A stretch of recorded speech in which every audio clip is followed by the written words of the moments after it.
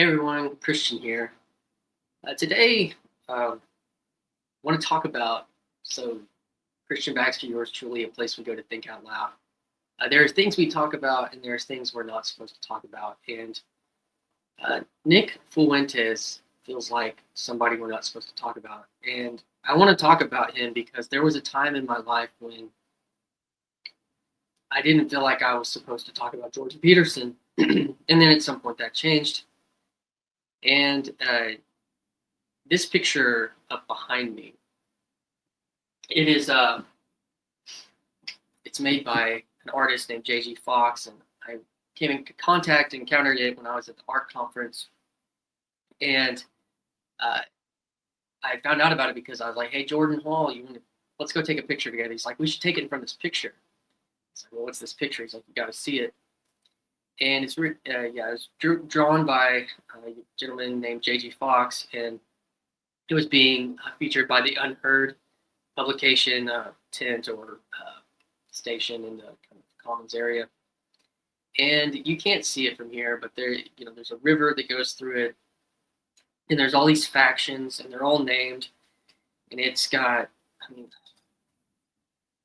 it's labeled the Culture Wars, and it's the golden stream that's going through the middle of it. It's called the mainstream. It's got woke, it's got MAGA, it's got the intellectual dark web, Jordan Peterson, James Lindsay, even people that I had on the podcast, Benjamin Boyce is featured up there. I don't think Paul Vanderklay's up there. He probably should be up there, but maybe he's not fighting the cultural war. It's got tons of people that were in. And when I asked Mr. Fox about how he kind of came up with it, I did a short interview on one of my blogs at Art. He said, "This is just what was inside of my mind over the last 7-8 years," and it resonates because it was very much what was going on in mine, and it's this kind of medieval affair of factions and kings and pawns and everything. And I'm not sure if Nick Fuentes is on that picture. I had to look. The person that gave me this made a whole list of all the people on here.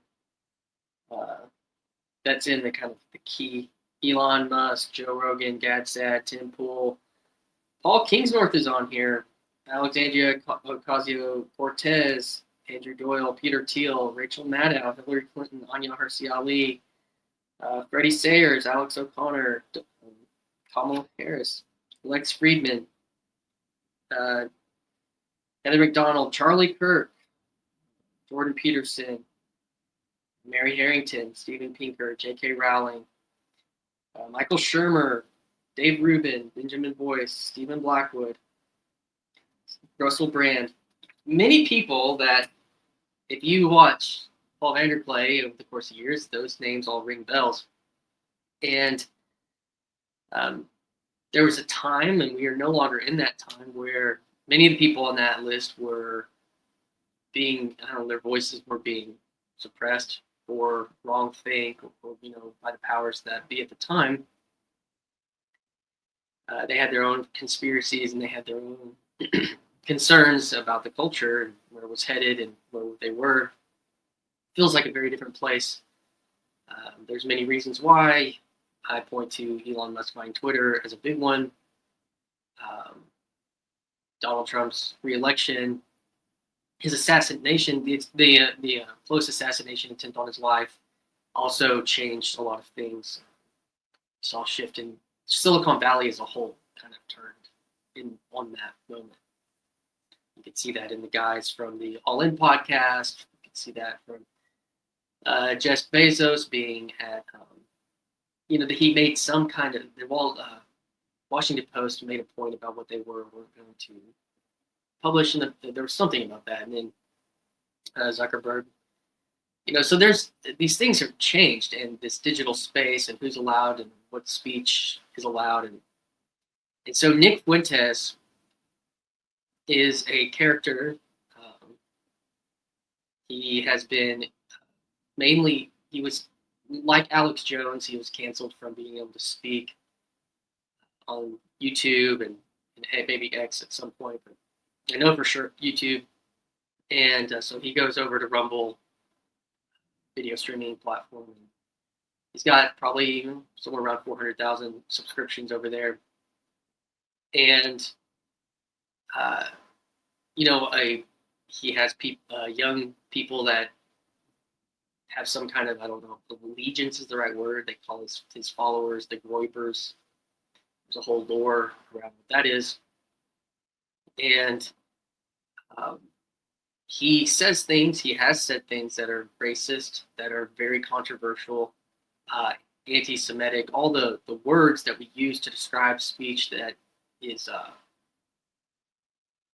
hurtful, harmful, mean, you know, all the hateful, these things that we describe. But the interesting thing about him is that he feels like somebody you're not supposed to, you know, these people like there was a time where you weren't supposed to talk about Jordan Peterson in polite public, and now it's not any really an issue, and many people across the board, and many people appreciate work that he's done in their life, and there are other people that are fans of Nick that actually resent Jordan Peterson, and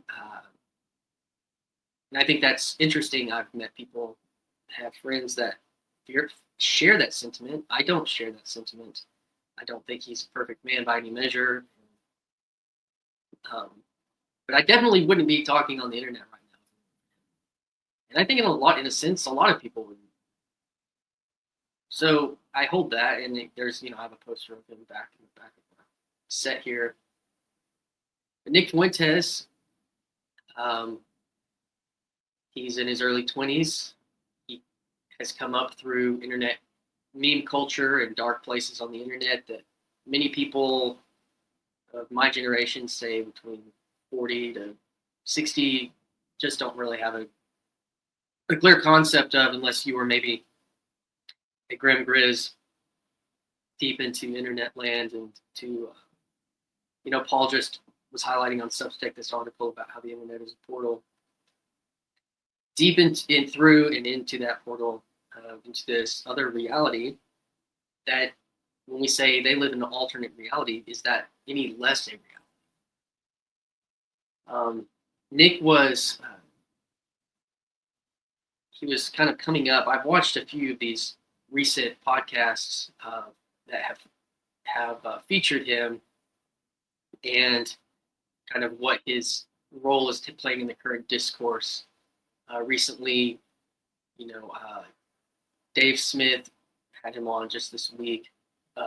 Valuetainment with Pat David. He is an Iranian American immigrant Christian, and then Dave Smith is a Jewish American commentator that is critical of Israel's political positions, but he's also been on Joe Rogan and had a debate with Douglas Murray, and then what really someone sent me his live stream, Nick Fuentes' live stream after he did after Charlie Kirk's death and assassination, and as someone who is known as being the most critical person of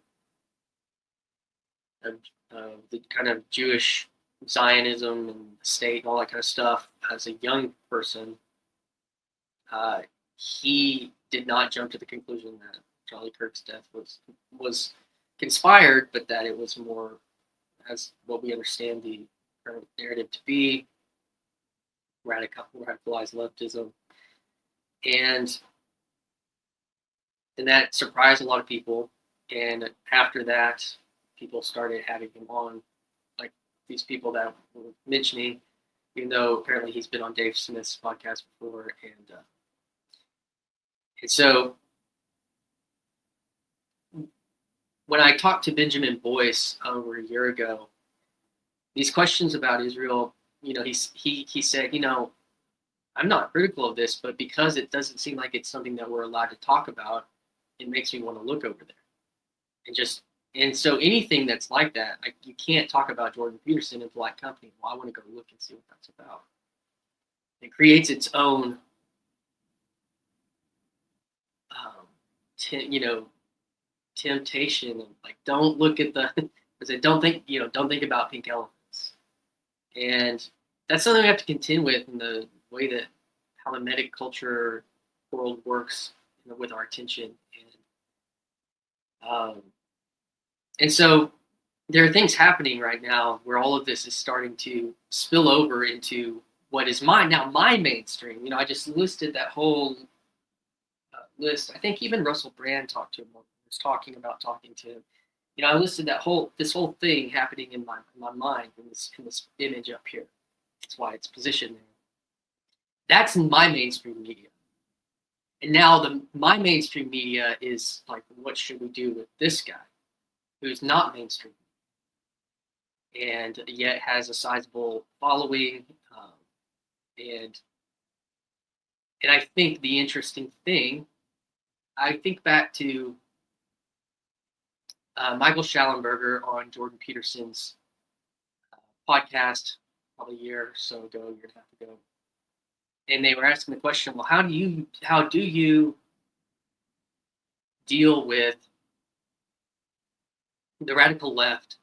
And many people are saying that woke peaked previous to Trump's reelection. And so it's no longer in peak power or something like that, but it still has a lot of power. But what do you, in Michael Schallenberger, who is, used to be kind of a, green, environmentalism, and then he got into the environmentalist movement and thought that it was very corrupt, and now he wrote a book called San Francisco, and he ran for governor in California, and he's kind of part of the new MAGA coalition, the new right, all these things. He's recently in touch with his Catholic upbringing, and he's become a serious person of faith for his testimony. He's talking to Jordan Peterson, and they're like, well, how do you engage? And this goes back to the kind of Girardian scapegoat stuff about tit for tat. You did this, no, you did this, and there's no forgiveness, and then it escalates or goes from the mimetic down into the kinetic, and which was a concept that I really learned from Richard Dawkins talking to Jordan Peterson in their about the Baldwin theory and the Mises. But when Michael Schallenberger was talking to Jordan Peterson, Jordan said, I think the answer to how do you integrate or re-engage or reincorporate the left-right distinction, and he said it has to be through invitation, which is a very Christian, as a Baptist, you hear that word invitation to the altar. There's a lot of symbolism there in everything that I just said. A symbolism to come and die, to lay down, to sacrifice your own self for the sake of what is right, for the sake of inheritance, for the sake of worship,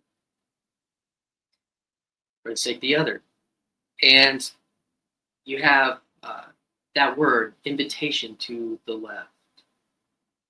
And now that as I point to the new mainstream, I mentioned all these people, Patrick David and Russell Brand being considered mainstream in my mind, in a sense. And I was at dinner with a friend the other day, and we were briefly talking about some of this stuff, and he says, Christian, that's why sometimes I feel like you're out of touch. As a 40-year-old, I was like, out of touch, oh my gosh. Because, as a person that's probably over 10 years younger than me, he's exposed to these things, and they speak to concerns that he has that other people aren't speaking to, because we're not allowed to speak about certain things. Not allowed to look at certain things, even if we want to look at them objectively, and what that does and what that creates. It's, you can't listen to the people who are talking about different opinions about vaccines. No, you just shut them down. You can't talk to them. You can't listen to the people that think that shutdowns are not appropriate. Just shut them down. You can't talk to Jordan Peterson because he's a heretic. He's saying things about speech and culture related to pronouns. You can't shut him down. And here he is, whether or not he would extend this to someone further on the right than him, because they were talking about the left, offering invitation. There's beef that I think many of the Reuters, from the little I understand, have about Jordan is that he was kind of subtweeting Nick in his interviews with Joe Rogan, his later interviews with Joe Rogan, and that came off as disingenuous. There was no invitation on that side. If I understand Jordan well enough, it's because of how the questions of, okay, we know where our limit is on the right, but we don't know where our limit is on the left. And strangely enough, it seems like we've come, as woke has peaked, there is somewhat of a vague idea of what that is. Again, it comes to this question of speech, forced speech versus, his whole thing, Bill C-16, was about compelled speech versus hate speech on the other side. And where those limits, I have these fancy pictures up here. Guess I'll skip ahead to this one. Right? No, I thought I had it on here. Well, the reason I say this, to start with the Tim Pool thing, is because in this video, Charlie Kirk texts on abandoning Israel confirmed. Candace says he warned he'd be killed. There was a release of text messages from Charlie Kirk by his producer, the producer shared the text, but he didn't release them. Candace Owens released them, and that say some intense things about Charlie Kirk's relationship to Israeli donors. And I don't know if I get the words right when I say Jewish or Israeli. I don't know what's correct. I'm not. This is the thing. It's like trying to step over landmines, but you just don't know how.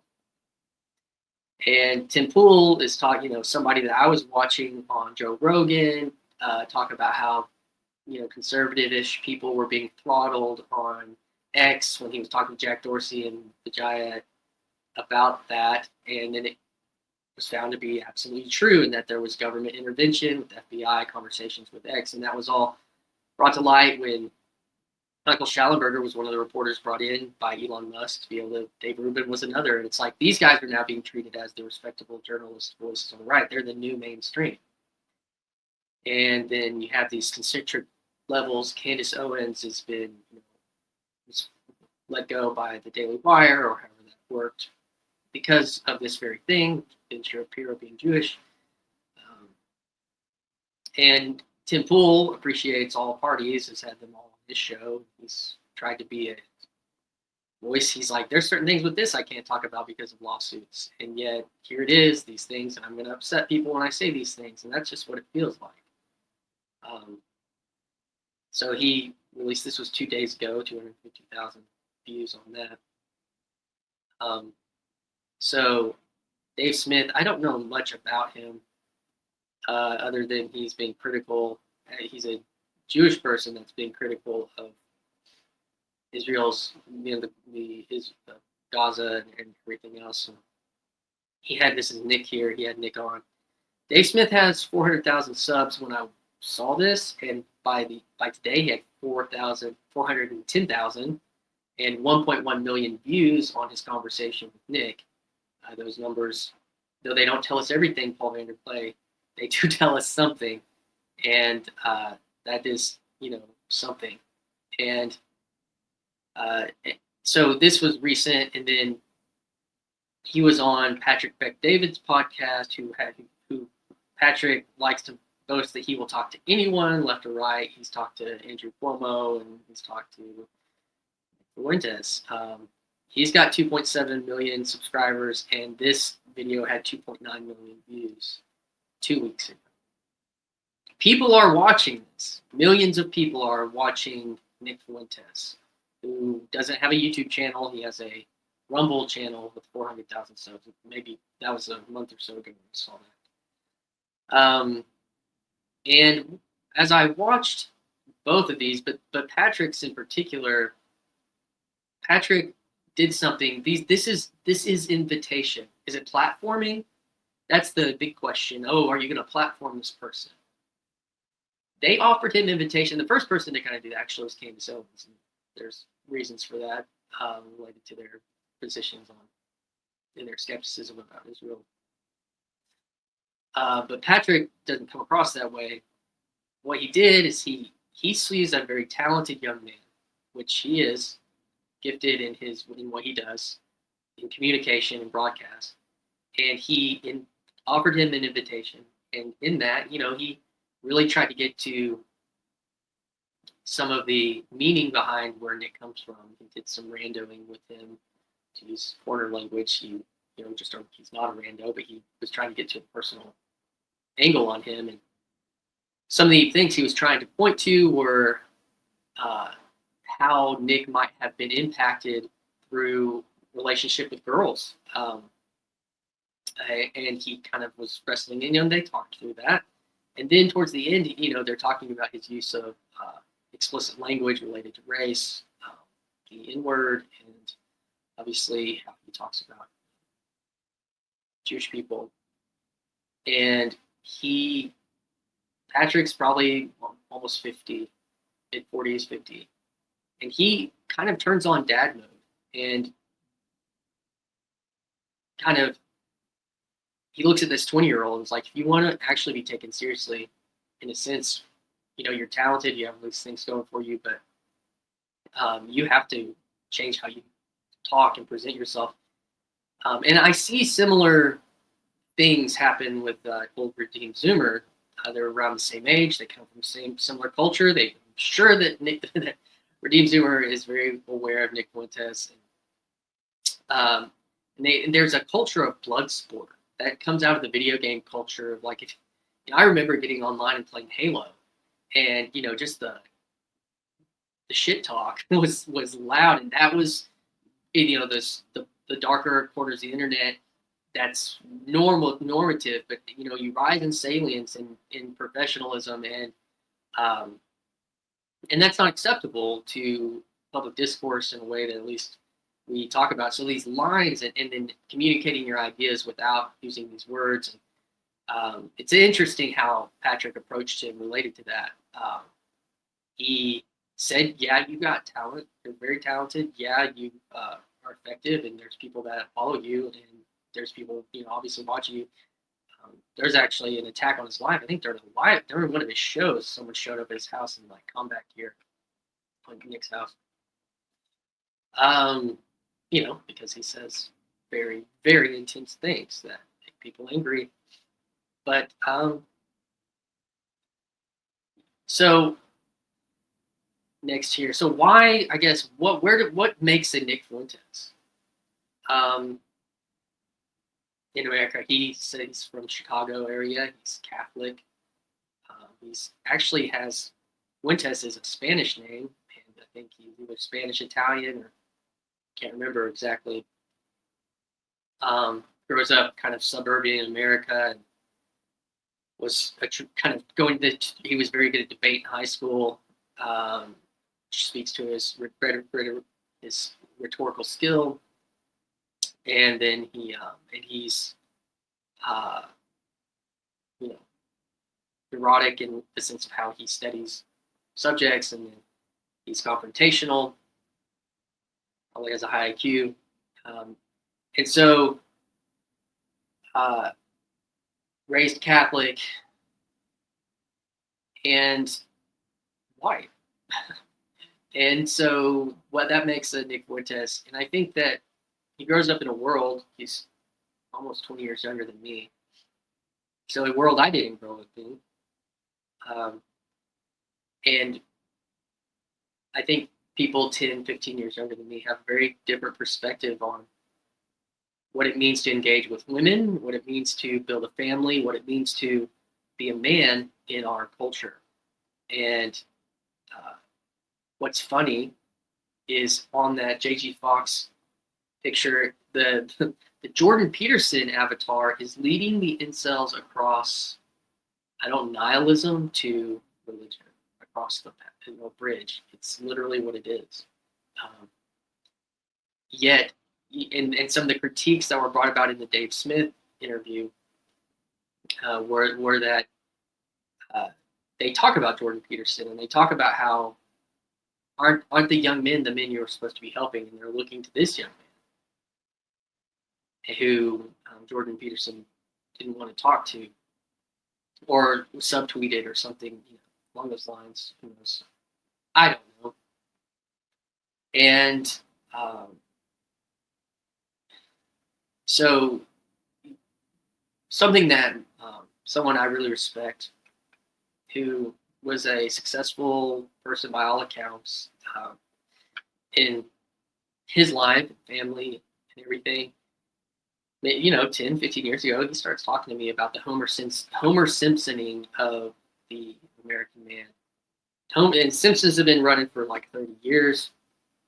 A lot can be said, but this is an interesting, I've had conversations now where it's like, how could Homer Simpson have a 2-story house and 2 cars and a stay-at-home mom, and he works a factory job?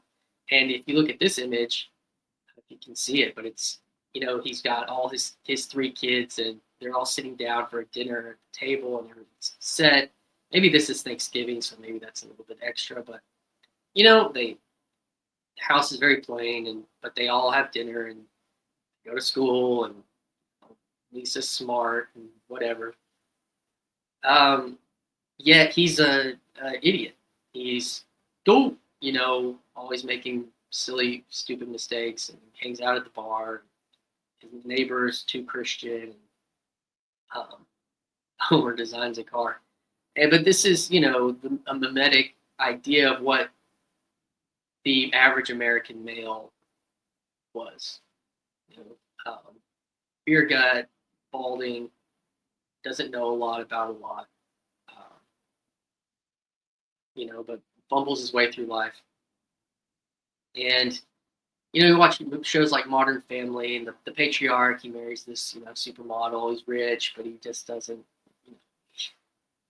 he's just kind of there, just kind of existing. And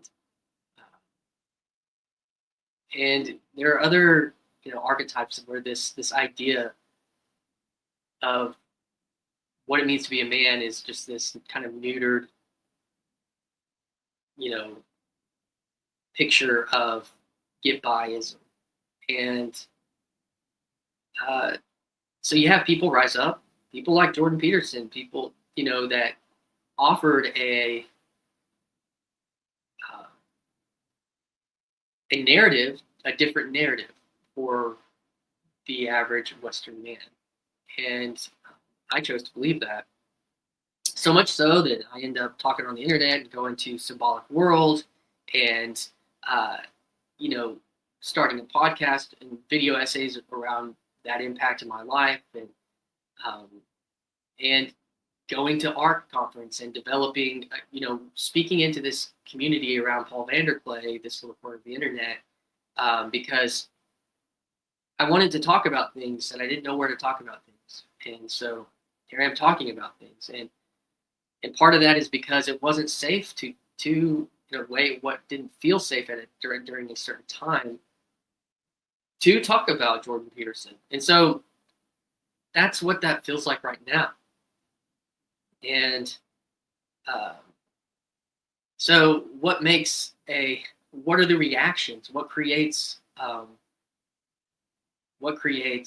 Nick Fuentes? Well, you get this kind of hyper masculine. Mark Driscoll shows up 10, 15 years ago. This he's on stage at preaching conferences saying, punch me in the gut. I'm tough, I'm masculine, there's camo now. And it's this kind of hyper response to Homer Simpson. And then you have things again in the culture like the Gillette commercials that I can't remember the controversy recently on the Gillette commercial, but it's this kind of continual neutering of masculine impulse because it's scary. Because and that's the culture. That's in the video games. That's in the media that you watch is this kind of neutered. You think about Fat Thor, and and there also are positive versions of this. And redemption arcs of like the narcissistic masculine man like Tony Stark, and and then you have the Captain America, this ideal, but he actually needs to get a little rougher around the edges, so he's using some curse words by the third film. Very interesting, but really still encapsulated in a very safe place of niceness, I would say. And let's, if we can just make everyone nice, then we'll be okay. If we can make them, get byism like Homer Simpson, then we'll be okay. And Jordan Peterson was a response to that in 2017 when he rose up in the salience of very similarly to this path that right now is with Nick Fuentes, who he would be, to his chagrin, I think is the right word, or dismay, that he would be coming up in this time. But it's interesting that Peterson is not currently here, and all this attention, all these numbers, this views are flowing towards Nick.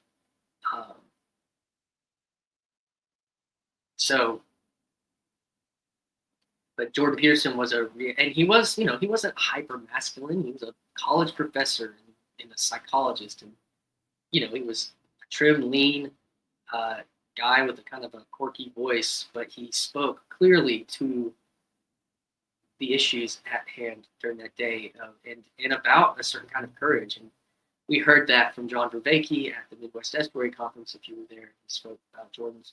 What appealed to many people was having the courage to say unpopular things and dangerous things back in 2016. And better for worse, you look at somebody like Nick, who knows if it's courage or if it's resentment or something mixed of both, but young men respect that. And I hear this the same for Charlie Kirk, which, listening to Nick's response to Charlie Kirk's assassination, he called him his nemesis, but he was deeply impacted by his death. And it was because I think at the end of the day, he actually did respect him as his nemesis. And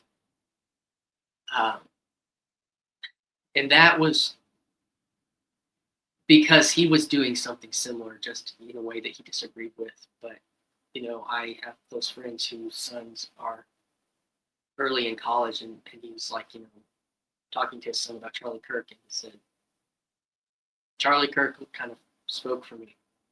And I know I felt that way about Jordan, and it's the thing about Nick, this is not some celebration of his content. I'm making commentary on psychologically and sociologically what's taking place with him, and in a symbolic pattern. So then you have Paul Vanderplay, and Paul does what I'm doing about these types of things. And a few weeks ago, he talked about commentary videos and people doing more. This may not have been one he wanted, but things we can't talk about. Can we talk about them? Can we think about them? And he does an amazing job talking about things that are hard to talk about. By many of the people that are in this picture that I mentioned earlier, saying things, Mary Harrington, Russell Brand, many people canceled intellectual dark web times talking about these things. So these responses to masculinity, I don't know if many people remember here or heard about the Promise Keepers in the 90s. America needs godly men. And I have not looked at Promise Keepers I went to a Promise Keeper rally with my dad in the 90s in here in Little Rock, I believe, in Memphis. And it was a group of, they were speaking to evangelical men. And all these men, I mean, they get emotional, they cry, they worship, they sing these songs. You can see it in this picture. You probably can see it. This guy's praying. It's on Time magazine. And, he's praying the Promise Keepers. And many evangelical men impacted by this movement to keep their promise to God and their marriages, to their children. And these were reactions to Homer Simpson. These were reactions within evangelicalism to these movements in broader culture. Another one, which came out of Arkansas, actually, was called Men's Fraternity. The quest for authentic manhood, winning at work and at home, the great adventure. And you can see elements of Peterson in here. The quest for being a man. They used to have an acrostic for what it meant to be a man, and I can't remember that one because my father-in-law would ask me. He would teach these classes, and this was actually put out by Fellowship Bible Church in Little Rock. Their pastor, the evangelical church I was a part of where I live was loosely connected to that church, that evangelical movement from the South, and Joseph Campbell, The Great Adventure, take responsibility, winning at work and home. And these are long, 24 sessions, 16 sessions, 20 sessions of each of these. And more than just a rally or a Bible study, Men's Fraternity provides men with an encouraging process that teaches them how to live an authentic manhood as modeled by Jesus Christ, directed by the Word of God. Men's Fraternity was designed to help men come together and strengthen each other through weekly sessions of combined biblical teaching and small group interaction. It got picked up by Lifeway, and they rebranded it as 33, and they made it shorter and more compact. And maybe that's related to Christ being 33. I can't remember. But they shortened the acrostic to real. What is a real man? A real man rejects passivity, experiences God, accepts responsibility, and leads courageously. Sounds familiar. And I couldn't have heard it through Men's Fraternity wrapped up in the evangelical veneer, but I could hear it through Jungian, Campbellian, Jordan Peterson, Sonian words on the other side of, looking for truth related to evolution, the new atheism, and all these things. And he spoke into that in a way, in a language. And so, now what's going on? Where do we go to talk about these things? Where do we go to think out loud about these things? Where do we, about these things that are hard in our culture, that, a friend in the corner, Hank Hesse, says that this corner of the internet is a brave space, and continuing to create brave spaces for conversation to try to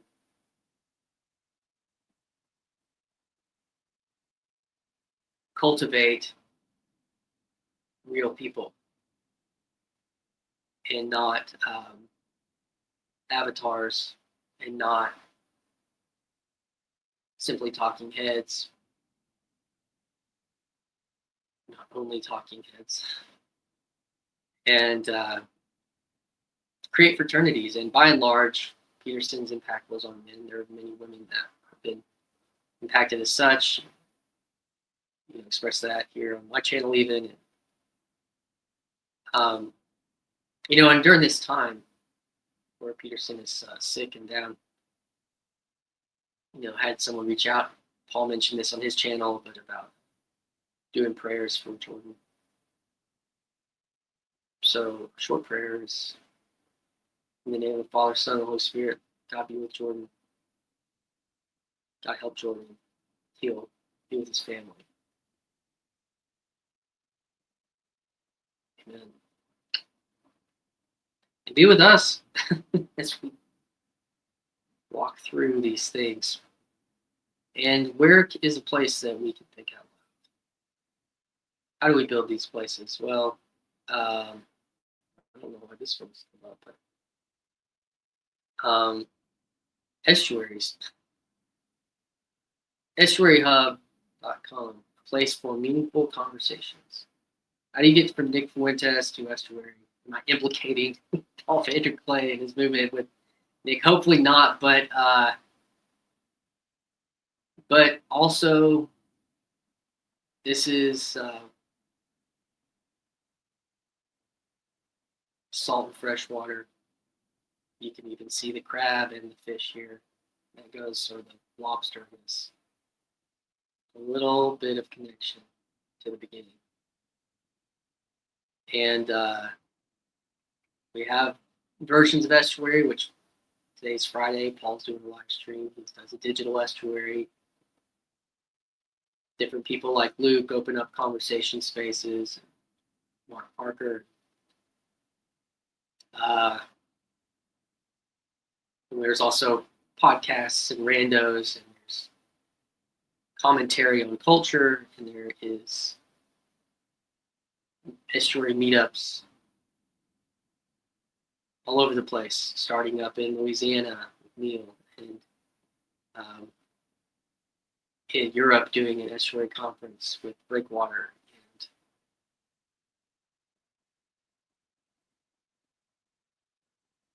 this stuff's happening, whether we want it to or not, and we can't stick our heads in the sand. We must have courage to face them and seek the truth in love. And that's hard to do. So I will,